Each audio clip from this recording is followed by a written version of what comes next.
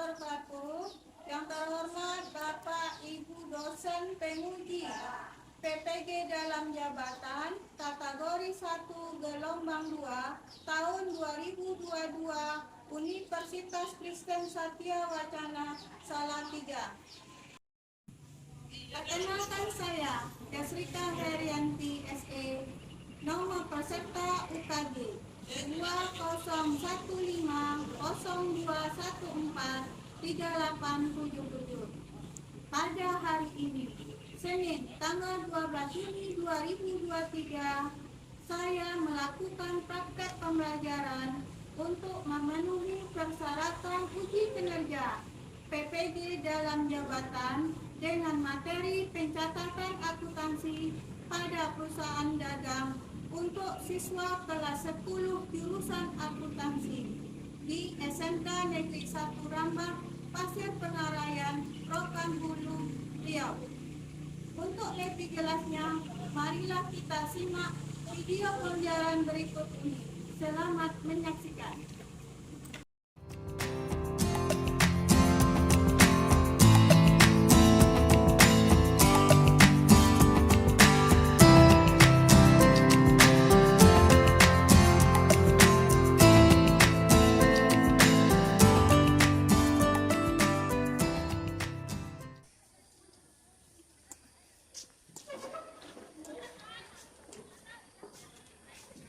Assalamualaikum. Waalaikumsalam. Selamat pagi. Pagi, Bu. Apa kabar hari ini? Baik. Sebelum kita mulai belajar, marilah kita berdoa dulu yang dipimpin oleh ketua kelas. Siap, Brek. Sebelum kita belajar, marilah kita berdoa. Berdoa mulai. Berdoa selesai. Ucapkan salam.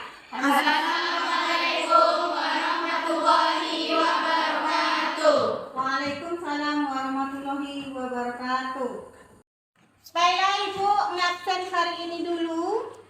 Aulia, Hadir, Bu. Ayu, Hadir, Bu. Febri, Hadir, Bu. Lili, Hadir, Bu. siapa yang tidak masuk? Wawan. Apa Wawan? Hadir. Kita doakan cepat sembuh ya. Bisa berkumpul bersama kita kembali. Amin. Pastikan kelas kita sudah bersih ya. Sampah-sampah di meja tolong dibuang dulu. Sabar dulu. Untuk semangat belajar hari ini, marilah kita yayal dulu. Akuntansi. Jago berhitung tapi tidak perhitungan. Tepuk semangat happy. Pagi-pagi, semangat pagi, harus happy, unjuk gigi.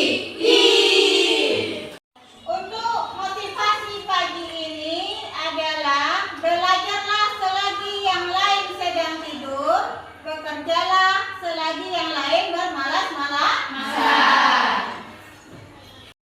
Siapa yang masih ingat materi kita sebelumnya? Saya, Bu. Silakan Yeni. Perusahaan dagang adalah perusahaan dengan aktivitas membeli dan menjual kembali barang. Ya, perusahaan dagang yang mempunyai aktivitas membeli dan menjual barang. Siapa lagi yang masih ingat? Contoh perusahaan dagangnya, Bu. Ya, contoh perusahaan dagang. Apa aja itu?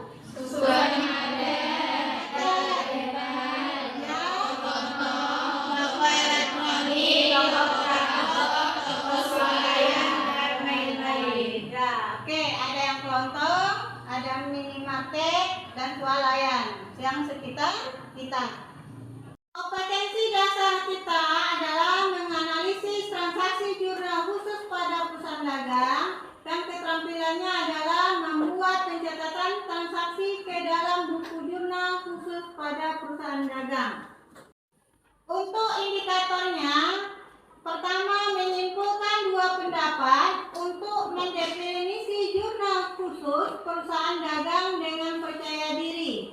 Yang kedua, mengkombinasikan masukan dari siswa lain secara toleransi mengenai dua fungsi fungsi jurnal khusus perusahaan dagang. Ketiga, mengkategorikan dua ide yang berbeda pada pendapat siswa lain sehingga dihasilkan kolaborasi ide yang terperinci mengenai jenis jurnal khusus perusahaan dagang. Keempat, merencanakan format kolom jurnal khusus perusahaan dagang dari dua pendapat siswa yang bisa bertanggung jawab atas idenya.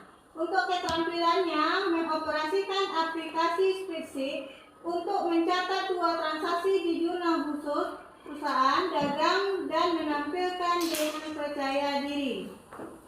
Tujuan pelajaran kita hari ini, pertama, setelah mengamati materi jurnal khusus perusahaan dagang yang ditayangkan melalui video dan PowerPoint, peserta didik dapat menyimpulkan dua pendapat untuk mendefinisi jurnal khusus perusahaan dagang dengan percaya diri dan benar. Kedua, melalui pengamatan, peserta didik dapat merumuskan masukan dari siswa lain secara toleransi mengenai dua fungsi jurnal khusus perusahaan dagang dengan cermat. Manfaat pelajarannya adalah bisa menyusun jurnal khusus pada perusahaan dagang sangat penting karena jurnal-jurnal ini mengurangi kemungkinan perubahan dalam catatan akuntansi karena entry di dalamnya dibuat dalam urutan kronologis. Penilaian hari ini itu ada 3. Pertama itu ada sikap yang bentuknya nanti observasi saat belajar. Yang kedua itu adalah pengetahuan yang artinya nanti kita ada tertulis dan mengerjakan tugas. Yang ketiga itu nilainya dari keterampilan, yaitu dari praktek pembelajaran. Materi pagi ini adalah mengenai jurnal khusus. Yang pertama kita menjelaskan definisi jurnal khusus. Kedua adalah fungsi dari jurnal khusus, penyusunan jurnal khusus. Ketiga adanya jenis-jenis jurnal khusus. Keempat adanya format kolom. Yang kelima adanya pencatatan ke dalam jurnal. Untuk mengetahui kemampuan awal, kita adakan dulu pretest melalui quizzes. Silakan gunakan handphone masing-masing.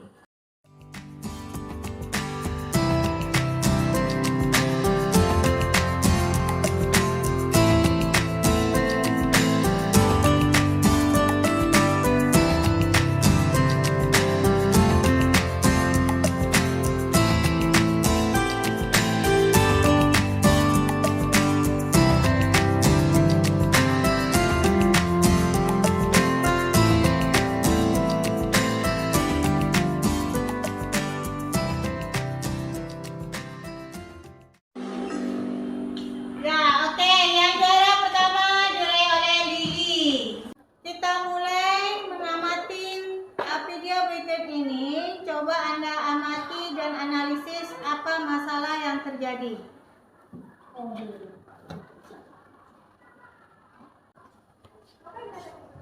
Kemarin sore, pada saat ibu pulang dari sekolah, ibu bertemu dengan pemilik butik dekat sekolah. Beliau namanya Ibu Lina. Butiknya baru berdiri 1 bulan yang lalu. Butiknya sangat rapi dan cantik. Dan banyak pakaian yang bagus-bagus di sana. Ada gaun, kebaya, dan baju-baju yang indah. Di butiknya sudah banyak pengunjung yang datang. Para pengunjung ada yang membeli baju, ada yang membeli kebaya, ada juga yang membeli gaun. Dalam transaksinya, Bu Wina menggunakan dokumen transaksi seperti kwitansi, nota kontan, dan faktur-faktur. Tetapi Bu Wina tidak melaksanakan pencatatan, bukti-bukti transaksi hanya disimpan saja. Akhirnya Bu Wina pusing sendiri karena beliau tidak mencatat bukti transaksi. Setelah Ananda mengamati video, ada tanggapan terhadap kasus ini? Silakan Lala. Butik Bu Ina menjual baju dan kebaya dan sudah banyak yang membelinya. Bu Ina menggunakan transaksi seperti kwitansi, kontak-kontak dan faktur-faktur. Tetapi Bu Ina lupa mencatat transaksinya sehingga Bu Ina pusing sendiri. Ya, benar. Dalam kasus ini, Bu Ina lupa mencatat dokumen transaksi yang terjadi dalam pembelian dan penjualan.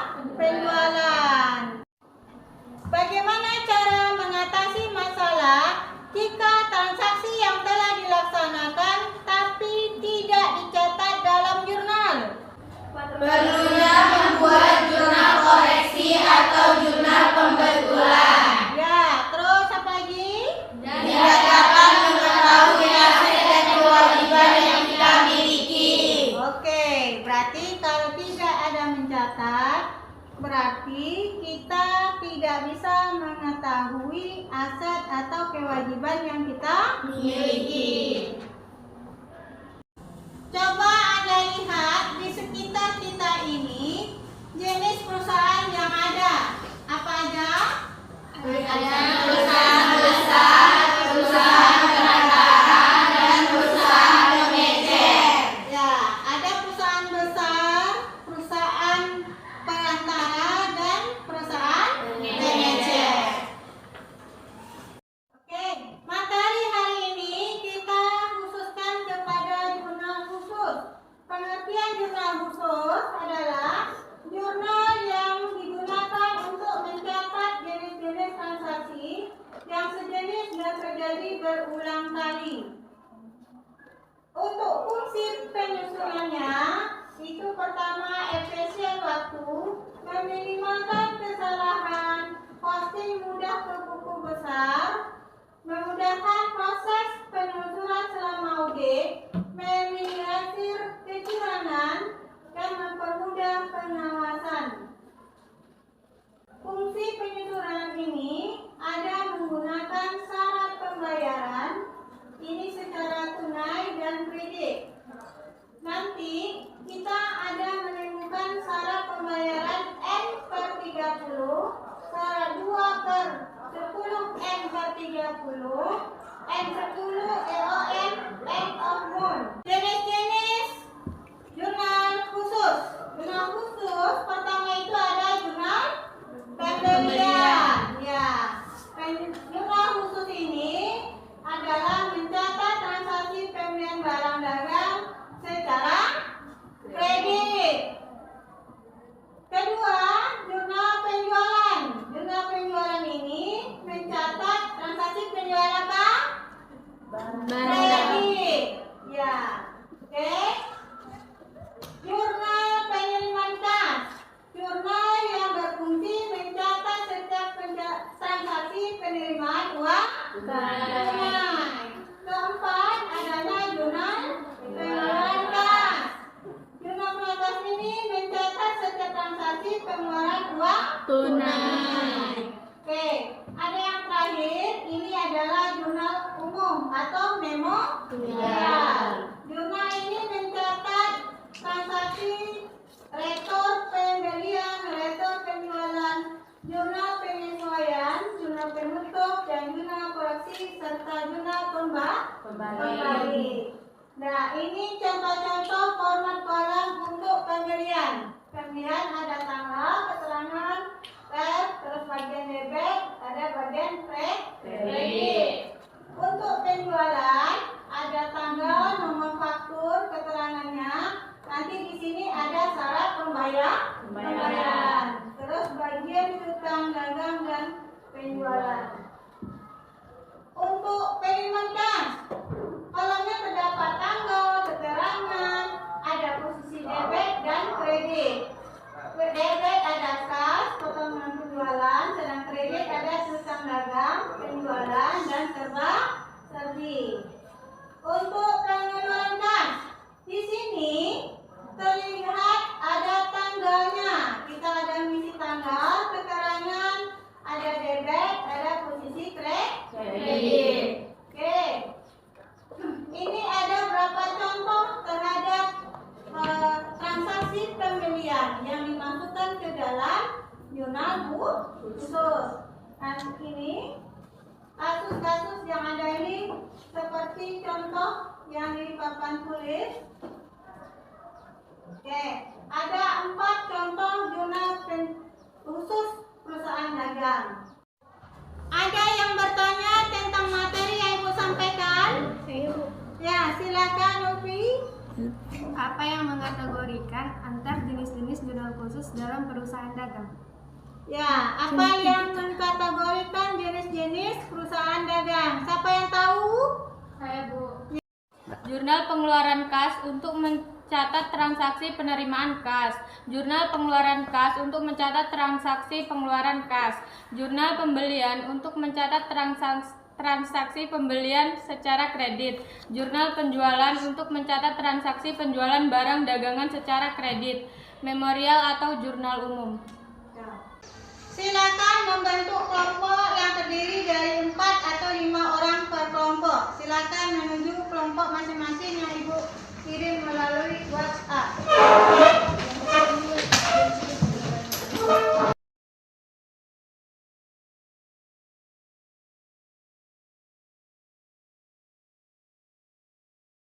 Untuk belajar kelompok hari ini, Ibu membagikan LKPD.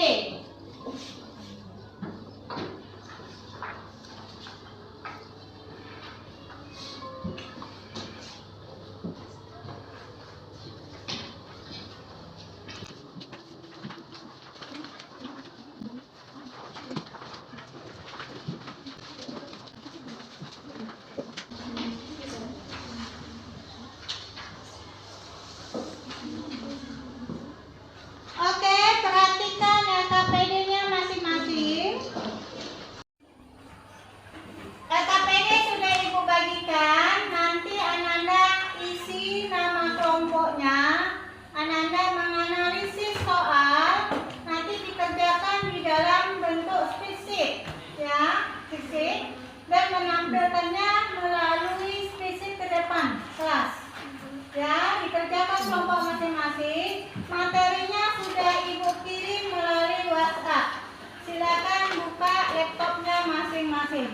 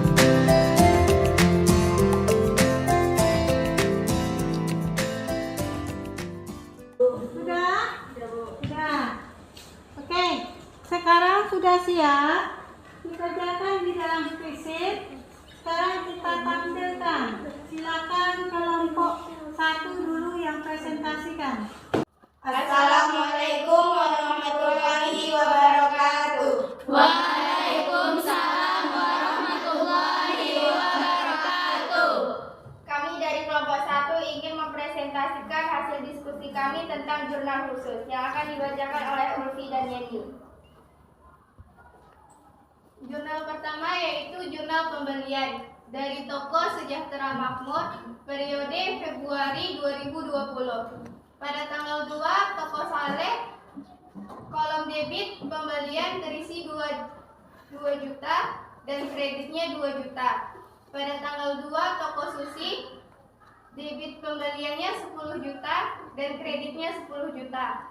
Pada tanggal 6 toko Munaroh, debitnya perlengkapan toko terisi sebesar 2 juta dan kreditnya 2 juta. Maka jumlahnya pada kolom debit terisi 12 juta dan kreditnya 14 juta.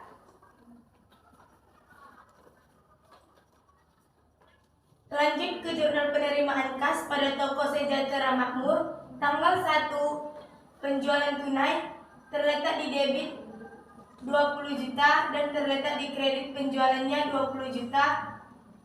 Pada tanggal 6 bunga bank terletak di debit 500.000 dan terletak di kredit serba-serbi pendapatan bunga 500.000.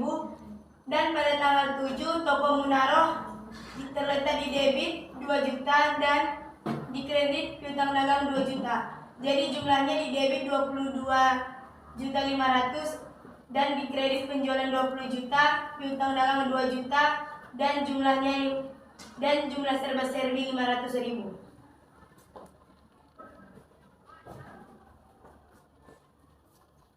Yang ketiga ada jurnal penjualan. Pada tanggal 1 toko Soleh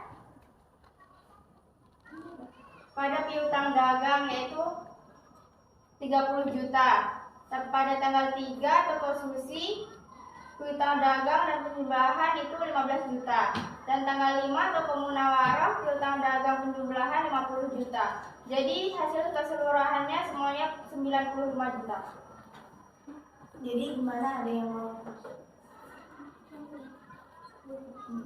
Satu lagi. Selanjutnya jurnal pengeluaran kas. Pada tanggal 5, pada kolom debit pembelian terisi 1 juta dan kreditnya 1 juta. Pada tanggal 6 hanya terisi di kolom kredit sebesar 500.000. Dan pada tanggal 7 debitnya gaji karyawan sebesar 1.200.000 dan kreditnya 1 juta. Maka jumlahnya pada kolom debit terisi 1 juta dan 1.700.000. Baru kreditnya terisi 2.500.000.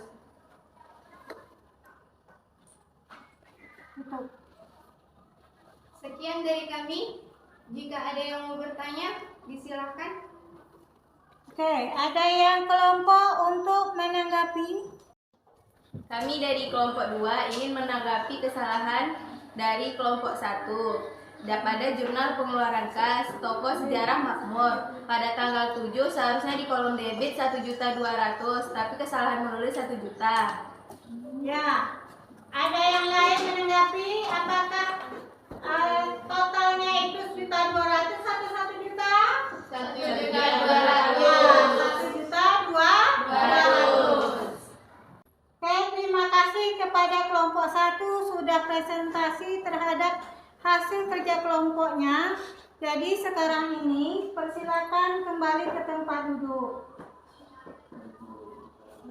Oke, selanjutnya setelah kita mengevaluasi dari presentasi itu, jadi dalam pelaksanaan analisis soal memasukkan ke dalam jurnal khusus melalui spreadsheet ini harus kita hati-hati ya, menurut jurnalnya masing-masing. Jadi tadi sudah ada jurnal pembelian, penjualan, penerimaan kas, dan pengeluaran kas.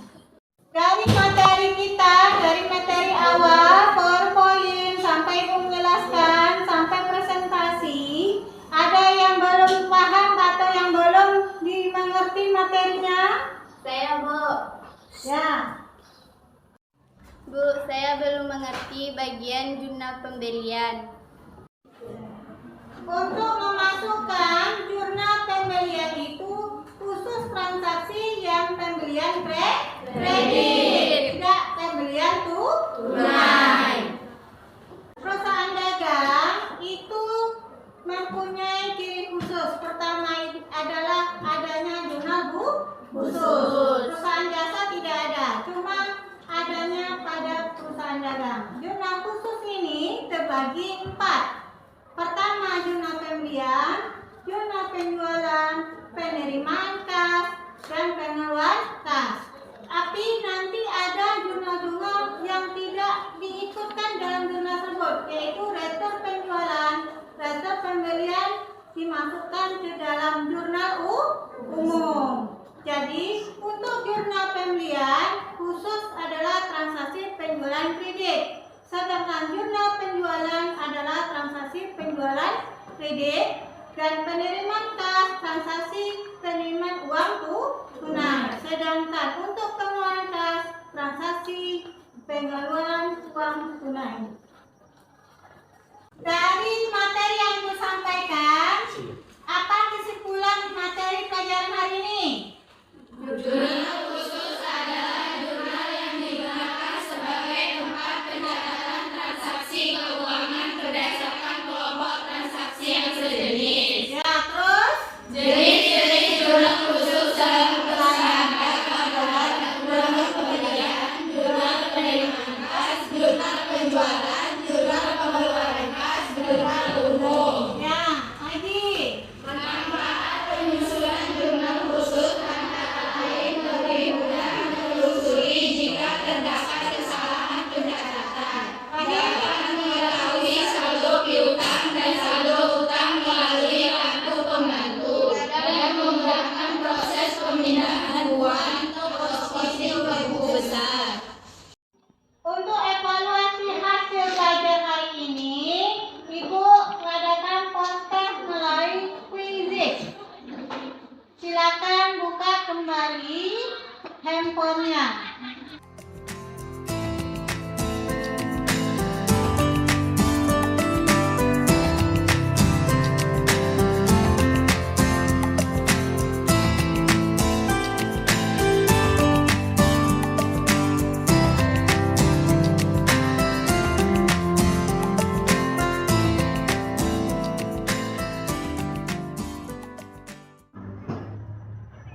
Oke, yang sini peraih pertama adalah Viola, yang kedua Aulia, yang ketiga Nova. Tepuk tangan.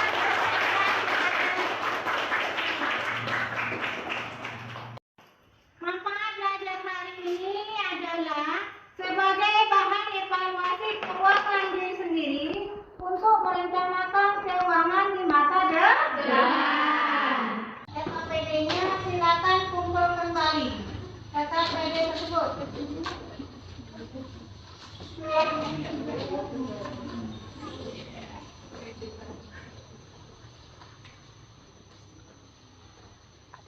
Bagaimana perasaan dan hari ini? Senang. Alhamdulillah. Untuk tugas di rumah, silakan kerja PR-nya di dalam buku paket yang Ibu berikan. Oke, baiklah. Jangan lupa persiapkan diri untuk mengikuti pelajaran selanjutnya dengan tema pencatatan dalam buku besar. Untuk mengakhiri pelajaran hari ini, marilah kita tutup dengan berdoa. Untuk berdoa, persilakan kepada Lili. Seluruhnya berdoa mulai. Berdoa selesai. Ucapkan salam. Assalamualaikum